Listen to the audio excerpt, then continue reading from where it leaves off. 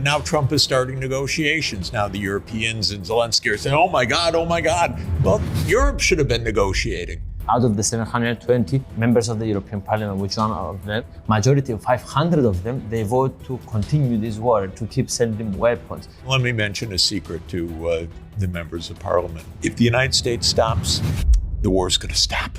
All of this came about because of American arrogance and stupidity. This goes back 30 years. If people really think that this started on February 22nd, 2022, my God, they could understand what it means for my country, the United States, to have been engaged in 100 regime change operations since the end of World War II, 100. In March 2022, the Russians and Ukrainians say, okay, we can settle this on the basis of Ukrainian neutrality. The United States and Britain told Ukraine, don't sign that agreement. Fight on. How should we think about foreign policy as Europe? If Europe acts like 27 individual countries, I'm sorry, it's going to get picked to pieces. How's it going to deal with Russia?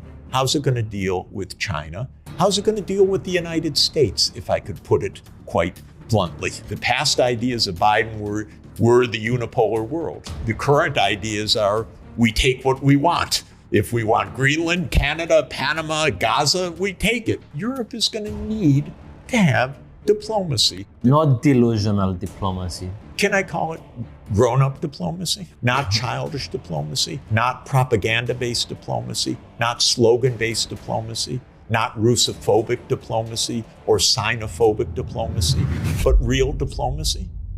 NATO should have been disbanded in 1991 when the Warsaw Pact was disbanded and when the Soviet Union ended. The goal of NATO, of the US, it is to surround Russia. If you look at the Black Sea, you would have Ukraine, Romania, Bulgaria, Turkey, and Georgia completely surrounding Russia. For the United States, this was a game. For Russia, this is core national security. Who do you think is going to win? Who are you? I know a lot of people know you, but introduce yourself. It's interesting to see how you introduce yourself. I'm Jeff Sachs. I'm a professor at Columbia University and have been involved in global affairs and economic development for a long time.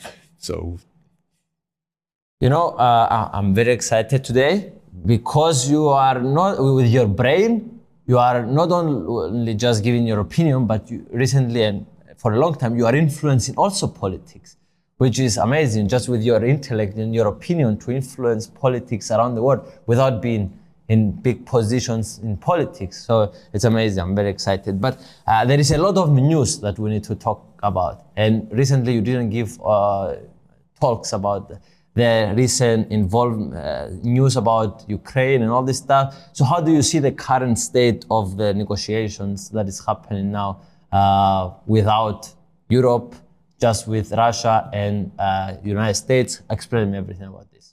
Well, first, thank God there are negotiations. This war can end. And Europe should have been involved in negotiations with Russia, but it said no. Ukraine should have been involved with negotiations with Russia, but Zelensky actually issued a decree back in October 2022, no negotiations. So there were no negotiations. Now Trump is starting negotiations. Now the Europeans and Zelensky are saying, oh my God, oh my God. Well, Europe should have been negotiating. My advice to Borrell for years was go to Moscow, go talk. You're the diplomat. Didn't happen because the attitude here was, unfortunately, Russia's the enemy. We must defeat Russia on the battlefield. We must militarize. And so there were no diplomats around.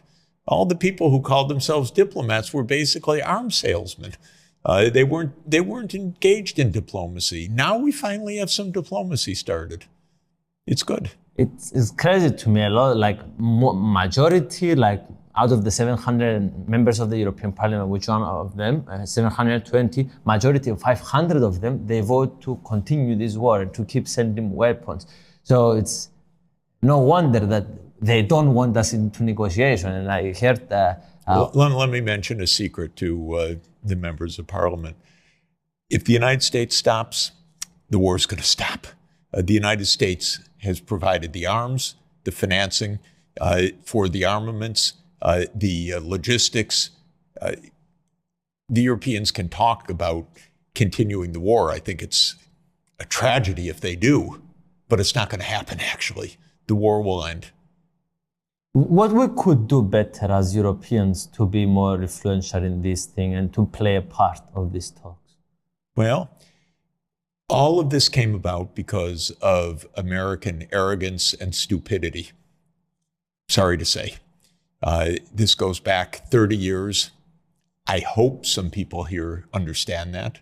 This is not something that Putin started, although that's everybody's line. But if someone actually knows some history, and I do go back with advising Ukraine and Russia and the Soviet Union before that, so I've been involved personally in these issues since 1989. This is U.S. arrogance that goes back to 1992 when the Americans said, we run the world, we're the unipolar, sole, indispensable nation of the world, sole superpower. And then in 1994, Bill Clinton said, okay, we'll expand NATO and it'll just keep going eastward. We told the Soviets we won't move 1 inch eastward, doesn't matter, we're going to do it. We're Americans, we do whatever we want. And Zbig Brzezinski, people here know, they should go back and read his Grand Chessboard book, 1997, where he lays out Washington policy. He actually has a chapter, What Will Russia Do as NATO expands eastward? And his conclusion is they can't do anything. They'll have to agree to whatever the United States says. So people should learn a little bit of history. They should understand that the United States, their ally, destabilized the nuclear arms control framework in 2002 by unilaterally withdrawing from the anti-ballistic missile treaty. This was the single most destabilizing action by the United States, even more than so many other terrible things, because the nuclear arms framework is the centerpiece of stability with Russia. And the United States unilaterally walked out. The Russians were extraordinarily upset about this. And then the U.S. started placing anti-ballistic missile systems in Poland and Romania, these Aegis missile systems. And listen to what the Russians are saying. It would be like Russia putting missile bases in Mexico or Canada. Do you think America would say, well, that's their business. You know, how can we have any concern? And then if the United States expressed a concern, Russia would say, well, but Canada wants it or Mexico wants it. This is the childish attitude of the United States. Then in 2014, the United States participated in a violent coup that overthrew the Ukrainian government. And within a nanosecond of that violent coup, the U.S. said, we recognize that new government. And then came the Minsk Agreement. And the Minsk II agreement was backed by the UN Security Council. And what did Ukraine and the United States decide behind the scenes? We don't have to take that seriously.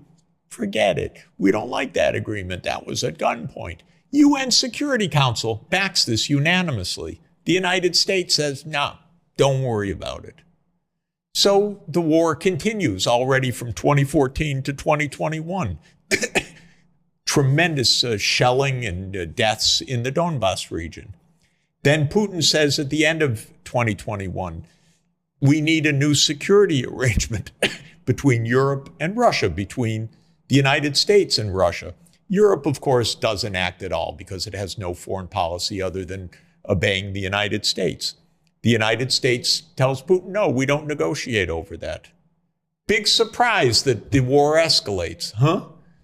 And then in March 2022, the Russians and Ukrainians say, okay, we can settle this on the basis of Ukrainian neutrality. So what happens? We know what happens. We know from insiders what happened. The United States and Britain told Ukraine, don't sign that agreement. Fight on. This is even the words of one of the biggest bumbling idiots of our modern statesmanship, Boris Johnson, who says Western hegemony depends on this. Are you kidding? Yeah, good. Okay, so negotiations stop. Ukraine leaves the negotiating table. Probably 1 million Ukrainians are dead or gravely wounded since that moment. Zelensky issues a decree because he rules by martial law. We say it's a democracy. He rules by martial law. And by martial law, he issues a decree. No negotiations with Russia. How clever. What about Europe's negotiators? Well, I'm sorry, but Mr. Borrell was not negotiating with Russia. He was warmongering. We're blackmailing. Annalisa Baerbock, foreign minister of Germany. A word of peace? No, we will never negotiate until this moment. Okay, so finally negotiations are started. Maybe Ukraine will be saved by all of this. But the issue here is there's a history to this. If people really think that this started on February 22nd, 2022, my God, they could learn a little bit, that there's a little bit of background to this. They could understand what the U.S. is. They could understand what it means for my country, the United States, to have been engaged in 100 regime change operations since the end of World War II. 100. These are documented. This is, you destabilize regimes, you make coups. This is the game. They might even read the New York Times, which once in a while tells the truth, like the story about the CIA operations all across Ukraine aimed at destabilizing Russia.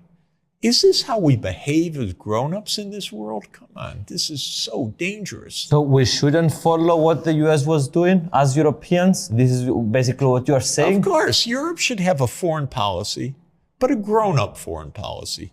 A grown-up foreign policy means you actually sit down and discuss your concerns with the other side. You don't just make hate speech or say, you're evil. You're Hitler. That's not negotiating. The idea that, oh, negotiation is appeasement is Hitler, this is the only thing, so never talk to the other side. This is a little primitive in this world. Really primitive. But what's sad, I love Europe, and I am trying desperately for years to say to Europe, the U.S., you're going to put everything in that hand. You don't understand how the U.S. works. I'm sorry to say I was right. Now they're running. Oh my God, how could they do this? And I would say, how could you not understand?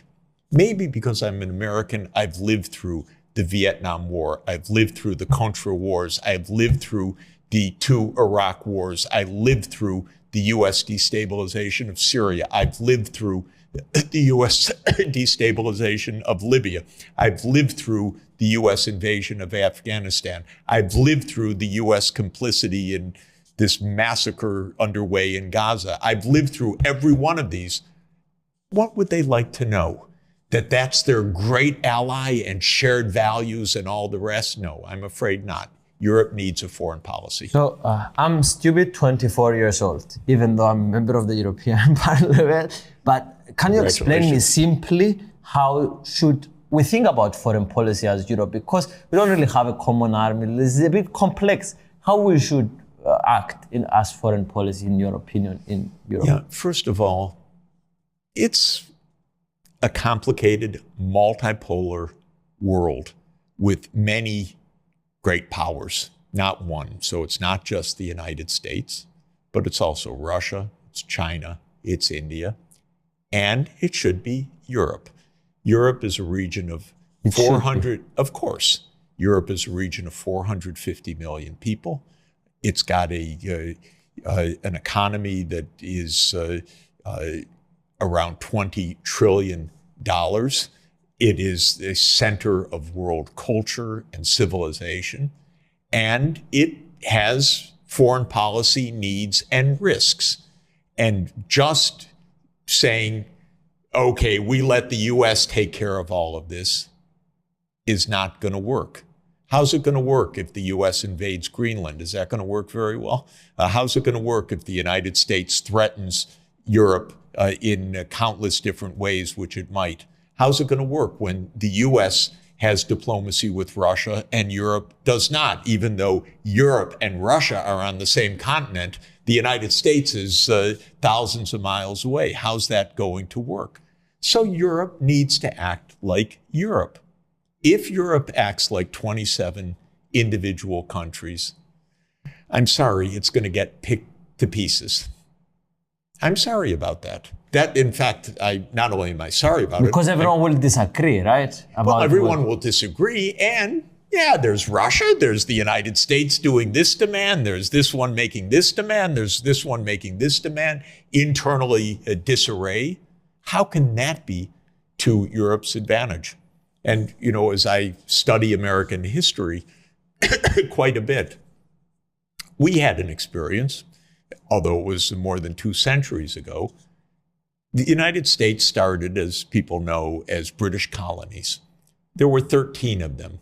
Some had been set up by royal charter, some had been set up by migrants, and there were 13 distinct colonies. They united for the purpose of fighting for independence, starting around 1774, 1775, and then the Declaration of Independence in 1776. With French help, they beat the British. Without French help, by the way, no America as an independent country. But with the French help, France being a major power at the time, the British said, okay, have your independence. Treaty was reached in 1781. What happened then was something like the European Union. The 13 formed a kind of union, but it was a confederation, and the governing constitution was called the Articles of Confederation. It was very weak. You needed unanimity. The taxes were only at the state level, not at the federal level. There was no national defense. There was no national treaty making. It's a lot like Europe. You know, you need unanimity on all of these issues. By 1787, 6 years later, kind of miraculously, one leading politician said, we're going to go down the drain. The British are going to take us to pieces. The Spanish are going to take us to pieces. The Spanish were trying to block the American access to the Mississippi River and the port at New Orleans, for example. So they realized, and this one political entrepreneur, James Madison, realized, we better have a real union, not just a kind of we get together and we have a weak union where there's no real foreign policy, and maybe, I don't think they called it a high representative vice president in the United States, but we didn't have someone who could represent the United States. We didn't have the treaty-making power effectively. So they made a new constitution, and they made a federal government that created a real government. Frankly, Europe needs to be more united right now. How's it going to federation? Yes, how's it going to deal with Russia? How's it going to deal with China? How's it going to deal with the United States, if I could put it quite bluntly? Okay. And it needs actually a foreign policy. But then it needs to be a sensible foreign policy. If you live on the continent next to Russia, you don't stand up and scream every day, you're evil, you're evil, you're evil. You actually sit down, discuss, and negotiate.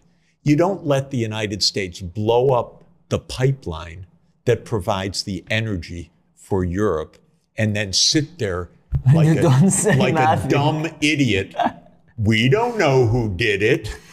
Well, I can give you 50 quotations by American officials saying we'll never let that happen. I can quote on video show you the President of the United States saying on February 7th, 2022, if Russia invades, Nord Stream will be finished. And then the reporter says, but Mr. President, how can you do that?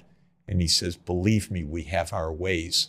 If Russia invades, that means tanks or troops crossing the border of Ukraine again. Then there will be no longer a Nord Stream 2. We will bring an end to it. How will you do that exactly? Since the project and control of the project is within Germany's control. We will. I promise you, we'll be able to do it. Is that a clue? Well, the Europeans couldn't figure that out, that little clue. There's Chancellor Scholz standing next to Biden. Quiet. He heard all of this. Then the pipeline gets blown up. We don't know who did it. We don't know. And then there are the investigations, but those have to be kept secret, even from the Bundestag, even from the public, even from the United Nations. This is not foreign policy. This is not foreign policy.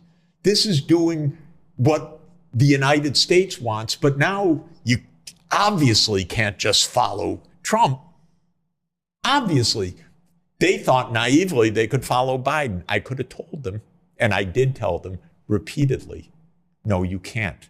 You should understand the United States. You should understand how weak the foreign policy is. You should understand how crazy the idea of U.S. unipolarity is. Understand this. You know what I was told here? Don't talk to me anymore. Because to be anti-American, I'm not anti-American, I'm an American citizen. I have my job, I have my family,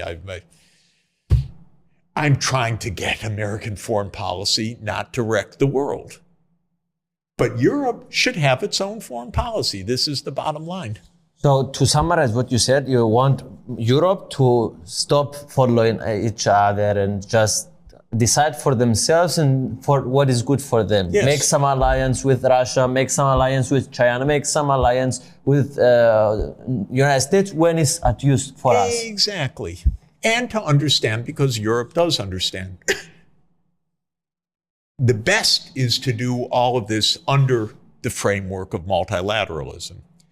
Actually make the United Nations work. Now, strangely, if you ask of all the countries who ignores the UN the most, I'm sure every member of parliament would say, oh, Russia. But you know what? I've actually done the numbers across many different dimensions. It's not even close. The United States is the country that ignores the UN completely. Although the UN sits on the East River, I work at the UN for the last 25 years. The US is the country least aligned with the UN. And for Europe, which is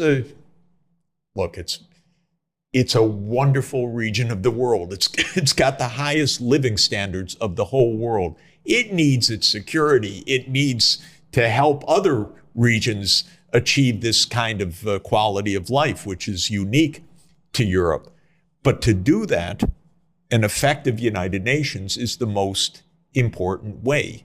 And so when I say be Europe in a way that promotes also a global rule of law, a global multilateralism, and stop just ducking under the United States, whatever the US does. And if you see a coup led by the United States, don't just stand there and say, oh, we can't say anything. That's our ally. We share values with them. If you see pipelines being blown up, if you see regime change operations, you can't just say, oh, that is normal. If you see the US complicity in what Israel is doing in Gaza, which I believe is a genocide, you don't just sit there. You have your own policy. If you see, after negotiating with Iran, the JCPOA in 2016, and then Trump comes in 2017, blows it off, You don't just sit there quietly and say, that's our ally, the United States. We can't say anything. You have to have a European policy. Sometimes the U.S. will do things right. Sometimes they won't. Sometimes the U.S. may do something in the global interest. Often the U.S. won't. The U.S. just walked out of the Paris Climate Agreement. Where's Europe on this? Well, maybe they mumble a few words, oh, we don't like that. But that's our ally, the transatlantic relationship.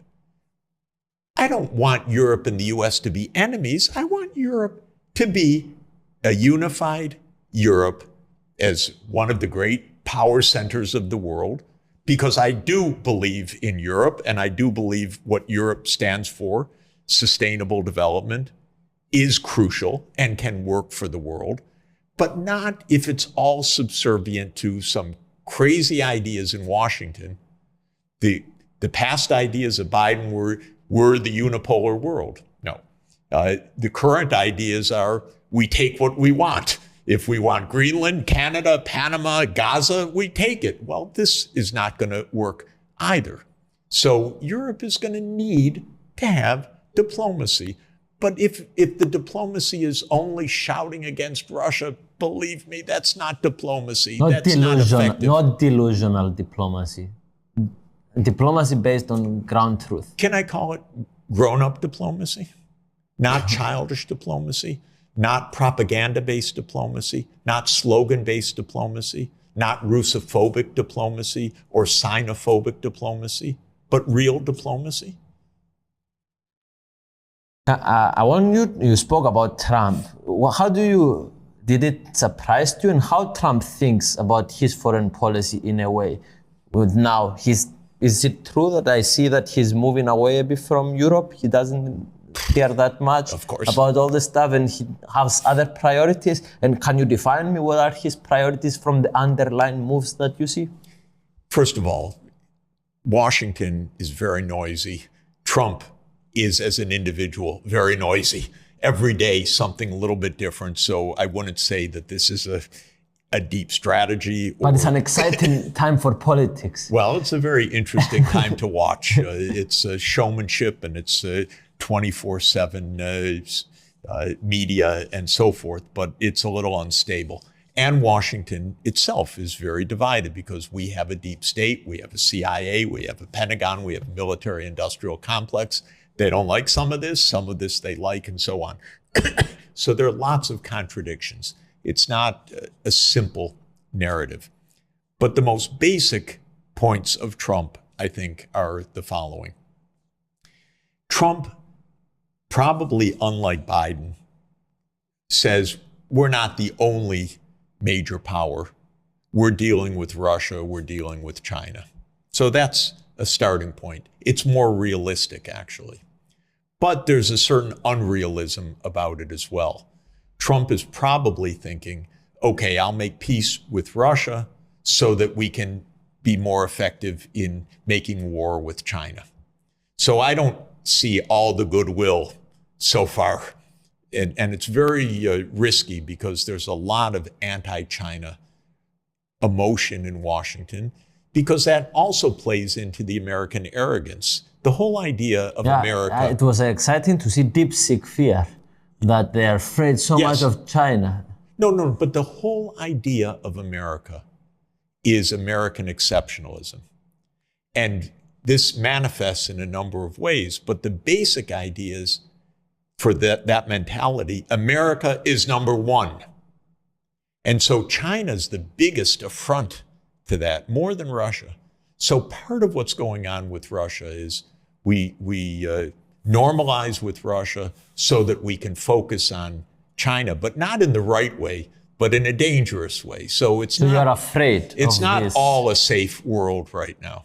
Second thing is there are three big hotspots in the geopolitical world. There are other hotspots like Sudan or Democratic Republic of Congo, which are major conflicts, but not geopolitical in quite the same way. So the three big geopolitical conflicts are the U.S. war with Russia in Ukraine, because that's a US-Russia war. That's a war over NATO enlargement fundamentally.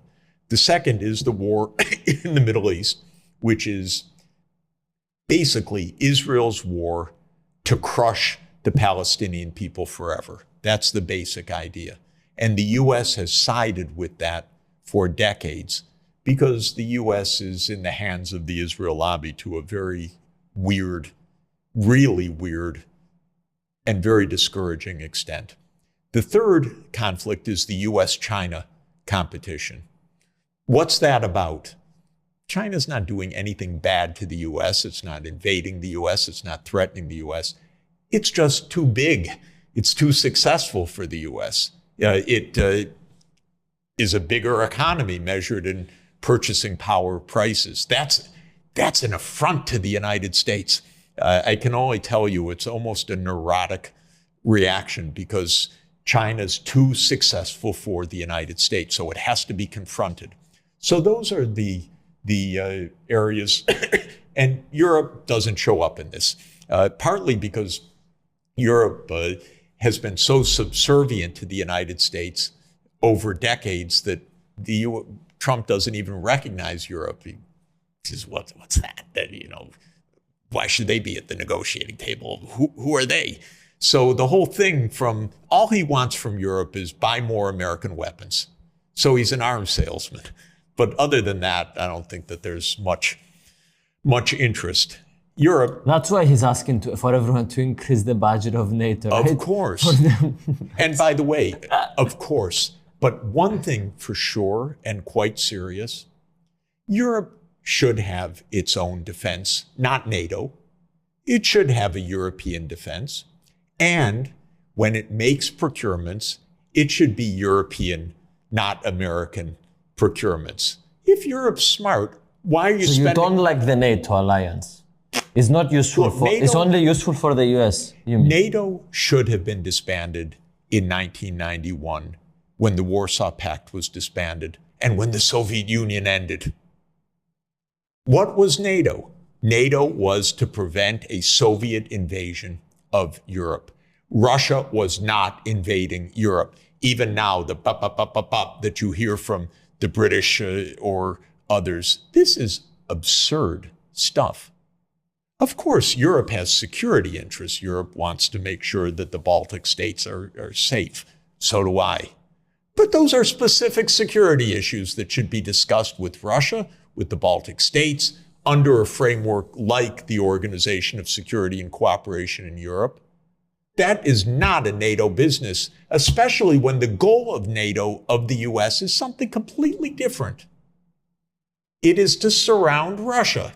And it's all explained for decades. If anyone cares to read about this, they would understand this. So we're fools, the Europeans, to be able to play the game of the Europeans thought this is pretty clever. We don't spend much on defense and the US defends us. Okay, but where Europe went completely wrong was the failure to differentiate being defended from being offensive. And the first wave of NATO enlargement was already a cheat on the agreement, but it was Hungary, Poland, and the Czech Republic. The Russians said, we don't like this. You told us no. But how much did they complain? A bit. But these are countries not on their border. Then the next wave, that got right up to the collar because that was the 3 Baltic states, Estonia, Latvia, Lithuania, and it was also Black Sea countries. So starting this action in the Black Sea, Romania and Bulgaria, and it was Slovenia and Slovakia. And the Russians said, you're getting awfully close. You promised you wouldn't do this. And in 2007, Putin made a famous speech at the Munich Security Conference. It said, don't go any farther. Stop. Of course, when the United States hears this, what do they say? We have to go farther. No one tells us what to do. Believe me, this is the American mentality. I grew up in that country. I understand. And so in 2008, at the Bucharest summit, As Biden was saying a lot of times, we are the goddamn United States of America. exactly, 2008, in Bucharest, Chancellor Angela Merkel knew this is very dangerous because the U.S. wanted a commitment to Ukraine and to Georgia. She resisted. Many European leaders resisted. Many talked to me about the meeting afterwards. And then in the end, Europe folded its hand because the U.S. calls the shots. And in 2008, in the Bucharest NATO summit, the fateful promise was made that Ukraine and Georgia would become part of NATO. Why Georgia? Okay, this is also good geography. Georgia. Why Georgia? To surround Russia. Because if you look at the Black Sea, you would have Ukraine, Romania, Bulgaria, Turkey, and Georgia completely surrounding Russia. Now, why would you do that? Because a geographer would tell you, Brzezinski would tell you, that ends Russian power in the Eastern Mediterranean and the Middle East. That surrounds them. This is clear. And by the way, it was exactly the idea of Palmerston and Napoleon III in 1853 in the First Crimean War. This is the Second Crimean War we're fighting right now. It was exactly their idea. Take the Russian fleet out of the Black Sea. We're doing it again. This is primitive stuff. Do we really have to have this war? And But now Trump understood that is not the danger, Russia, the he big understood danger. exactly. It's China, the danger. So he's removing the focus That's it. from there. And one should understand, and this is really the point, and it's really the tragedy. For the United States, for Brzezinski and others, this was a game. He called it a chessboard. This is a game. For Russia, this is core national security. Okay, now you're fighting right on Russia's border. One side, it's core national security. The other side, it's a game. Who do you think is going to win? The Russian people that they think is an existential threat to them. Thank you. A little obvious. I said this to the Ukrainians repeatedly. So, I said this to Borrell repeatedly. I said this to many European leaders repeatedly. But there was not independent thinking allowed because this was a US-led game, because Europe didn't have a foreign policy. So just to summarize everything you said, so you're saying that Europe needs to get out of NATO or inform their own kind of exactly. army. Europe needs its strategic autonomy, I think is the technical phrase. It needs its own military and defense policy. It needs its own military and defense industries, by the way, not to be spending 80% of its outlays on the United States. That's our business. That's what Trump's an arms salesman. But Europe needs to be able to develop its own capacity. And then Europe is one of the great powers of the world. And it should sit down with Russia and say, we have security issues. We don't like our eastern border. It feels vulnerable. What shall we do about it? How are we going to have relations that are stable? Because for Russia, it's also an issue positive to have stable relations. Russia just saw the U.S. pushing further, putting its missile systems, putting NATO enlargement, leaving the Intermediate Nuclear Force Agreement, leaving the ABM agreement. Europe wouldn't acknowledge any of those provocations because the only word you could use in Europe is unprovoked. So if Europe is grown up in this, if I could use the expression, and Europe is 2,000 years old, and the United States 200 years old, so Europe really should be 10 times more grown up than the United States. It should act as Europe, and it should negotiate with Russia. It should negotiate with China. It should negotiate with the United States. It should promote multilateralism and the United Nations. It should have its military defense, no doubt about it, but it shouldn't farm it out to the United States. I'm a bit afraid of what you're saying because we are stupid, and it's proven that we are stupid, and we are going as a double-edged sword to have an army and to use it in the wrong way. By the way, Europe is not stupid. Europe, our first of all, leaders, it has a very bad habit of fighting inside Europe. That is fighting inside Europe, meaning too many wars inside Europe. Since the fall of the Western Roman Empire in 476, it's been pretty fragmented, nonstop war. So there was 100 years of relative peace, partly based on European imperialism outside of Europe. But since 1945, the best peace, real peace. And Europe now should take that, strengthen the European institutions, not weaken them, but also understand that in our world today, you need a strong and independent Europe, which is reflecting European security issues. I don't say that the issues with Russia are non-existent. If I were the Baltic states, I'd be worried. But Russia invading France, I don't think so. Russia invading Western Europe, no way. So there are real issues. And the real issues are, how do we make sure that this boundary is not a conflict line, but a proper line, a mutually respectful one? Well, to my mind, frankly, you wouldn't freeze $300 billion of Russian assets in Belgium, in Euroclear. You wouldn't taunt Russia every single day as if there weren't other reasons for all of this.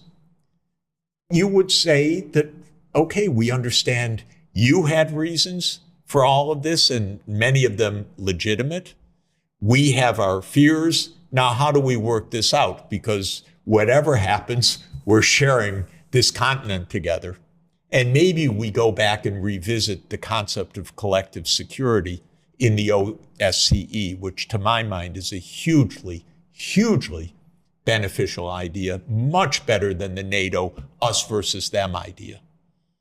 Another two questions, but before I say the last two questions, I want to say that with your ideas and all your interviews that you did and all this stuff, I saw a lot of them, and that's why I voted the way I voted to stop the war in the European Parliament. So your videos have an impact also in legislative and also in the stuff. So I don't know if that's Let's make peace together. This is good. That's hopeful for you to see the impact. The second to last question is Professor Mearsheimer is another great like you about foreign policy. And I know you have one difference in the way that you see the kind of word. Yes. So I saw some interviews and I didn't understand exactly what is the difference in your work, if you can explain us.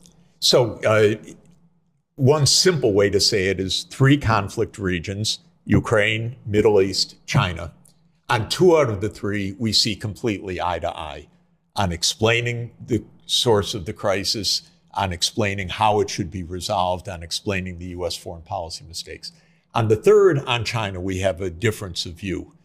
John, who's a very good friend and a wonderful, wonderful scholar, says, well, it's inevitable that the U.S. and China are going to compete with each other, and even that competition can fall into conflict, and that conflict could become a war.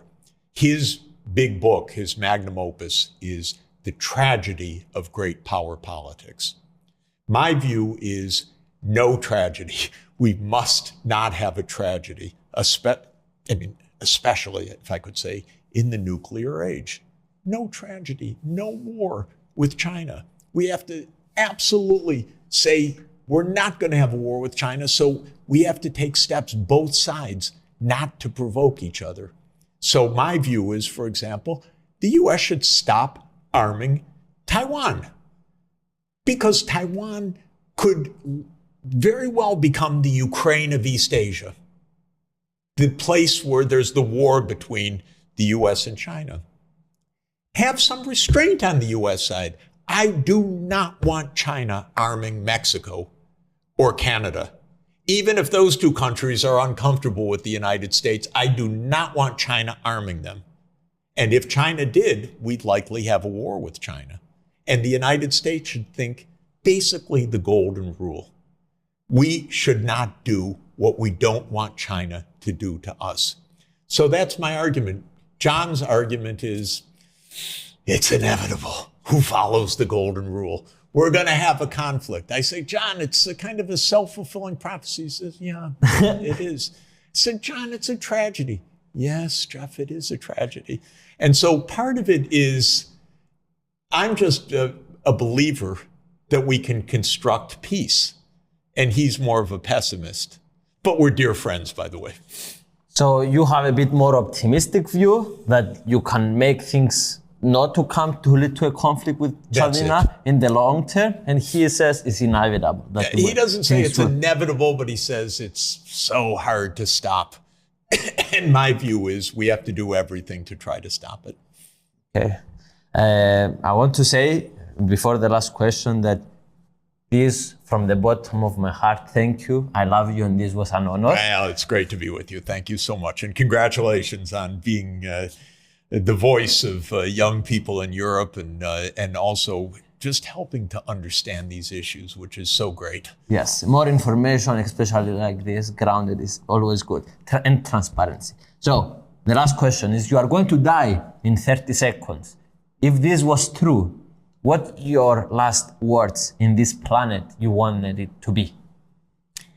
I would hug my children and grandchildren and my wife. That's what I would do for the last 30 seconds, frankly, because everything that I'm doing, I feel, is for my grandchildren and everyone else's grandchildren. That's honestly how I view this, which is we're the grown-ups. We should act like grown-ups to take care of our children and our grandchildren. Thank you. Thank you guys for watching until the end. We love you.